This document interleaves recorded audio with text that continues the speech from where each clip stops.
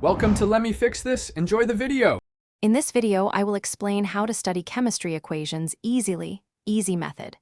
Begin by reading the full equation and labeling reactants and products, then count atoms for each element. Practice balancing simple equations first, then move to polyatomic ions and redox reactions. Use consistent units and verify mass and charge conservation. Repeat with flashcard drills and timed practice to build speed and confidence. Break down each equation into manageable steps and stay methodical as you work. First, write the unbalanced skeleton and list each element with its atom counts. Adjust coefficients beginning with elements that appear once, then balance oxygen and hydrogen last in acidic or basic conditions. When applicable, keep polyatomic ions intact to simplify balancing. Practice these steps regularly to build automaticity and reduce anxiety during exams.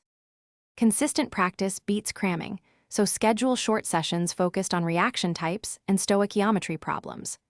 Mix synthesis, decomposition, single and double replacement, and combustion equations to stay versatile.